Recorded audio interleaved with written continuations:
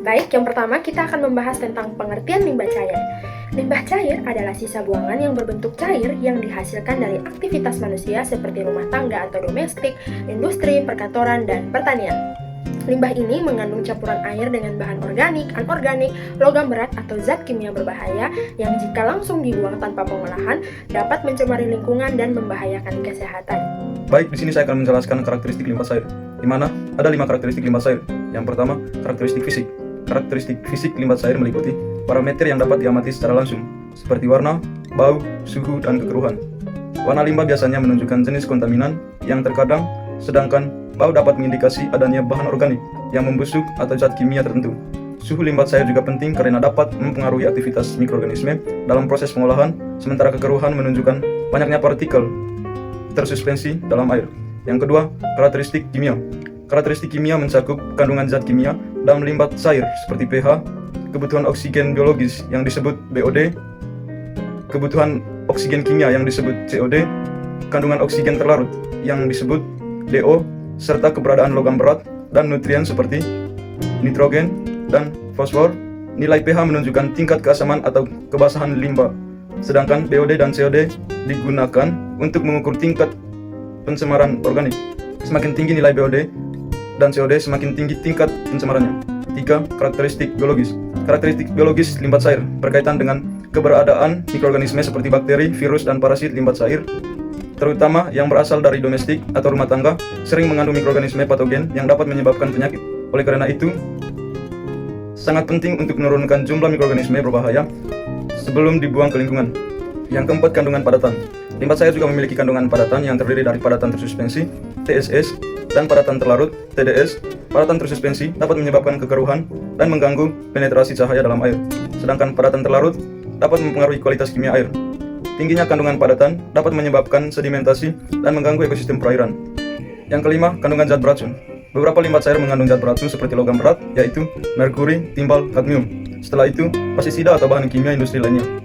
Keberadaan zat beracun dalam limbah cair memerlukan penanganan khusus agar tidak mencemari lingkungan dan membahayakan kesehatan manusia. Kemudian kita akan masuk kepada parameter. Jadi perlu diketahui bahwa parameter kualitas air merupakan indikator penting untuk menentukan kelayakan air bagi kebutuhan manusia, baik untuk dikonsumsi maupun keperluan sanitasi. Penilaian kualitas air ini mengacu pada standar yang telah diterapkan dalam Peraturan Menteri Kesehatan Nomor 2 Tahun 2023 tentang persyaratan kualitas air.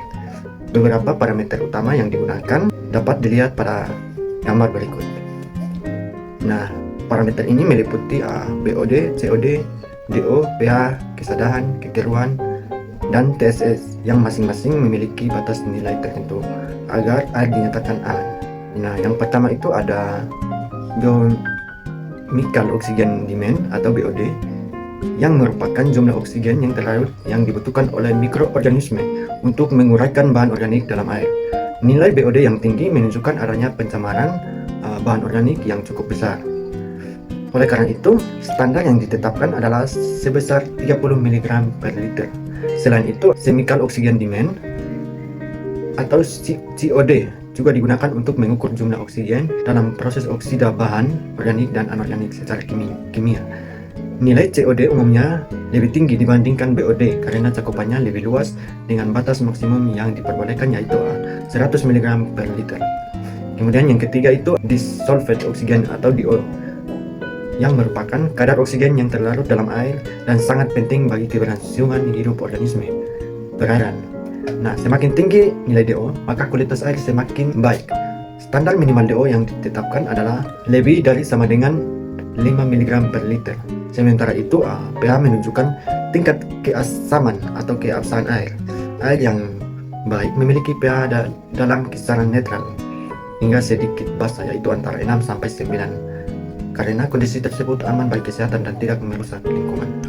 Selain parameter kimia, terdapat juga parameter fisik seperti kesadahan, kekeruhan, dan total suspended solid atau TSS. Kesadahan air disebabkan oleh kandungan mineral seperti kalsium dan juga magnesium dengan batas maksimum yang diperbolehkan sebesar 500 mg per liter. Kekeruhan menggambarkan tingkat kejernihan air yang dipengaruhi oleh partikel tersuspensi dengan standar maksimal kurang dari sama dengan 3 NTU, sedangkan TSS merupakan jumlah padatan tersuspensi dalam air yang dapat mempengaruhi kualitas fisik dan ekosistem perairan dengan batas maksimum sebesar 30 mg per liter. Nah, seluruh parameter ini menjadi acuan penting dalam memastikan bahwa air memenuhi standar kesehatan sesuai dengan Peraturan Menteri Kesehatan Nomor 2 Tahun 2023. Selanjutnya kita masuk ke dalam pengolahan limbah cair. Jadi perlu diketahui bahwa pengolahan limbah cair adalah proses untuk mengurangi atau menghilangkan zat pencemar yang terkandung dalam air limbah sebelum dibuang ke lingkungan agar tidak membahayakan kesehatan manusia dan ekosistem. Proses ini dilakukan melalui beberapa tahapan seperti pengolahan fisik, yaitu penyaringan dan pengendapan. Kemudian kimia seperti neutralisasi, koagulasi atau oksidasi, dan biologi seperti penguraian oleh mikroorganisme untuk menurunkan kandungan bahan organik, zat beracun, serta mikroorganisme patogen. Tujuan utama pengolahan limbah cair adalah untuk menghasilkan air buangan yang memenuhi standar kualitas sehingga aman untuk dilepas ke badan air atau dimanfaatkan kembali. Selanjutnya kita akan masuk pada penjelasan metode pengolahan air limbah. Nah, kelompok kami menggunakan salah satu metode pengolahan air limbah, yaitu dengan metode filtrasi alami. Nah, kami menggunakan metode filtrasi alami ini karena metode ini efektif untuk mengolah air limbah domestik berupa grey water.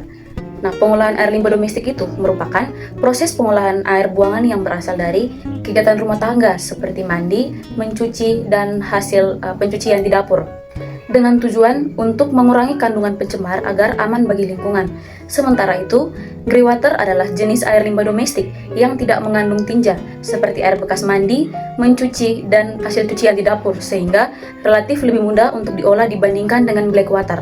Nah, filtrasi alami ini memanfaatkan media seperti pasir, kerikil, dan tanaman untuk menyaring serta menguraikan zat pencemar secara biologis maupun fisik.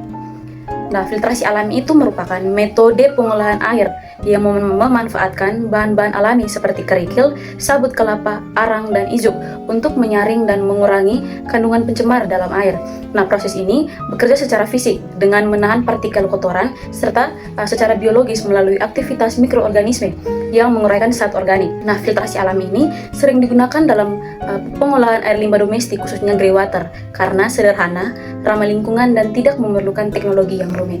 Selanjutnya kita akan masuk pada penjelasan fungsi tiap-tiap komponen. Yang pertama itu ada kerikil.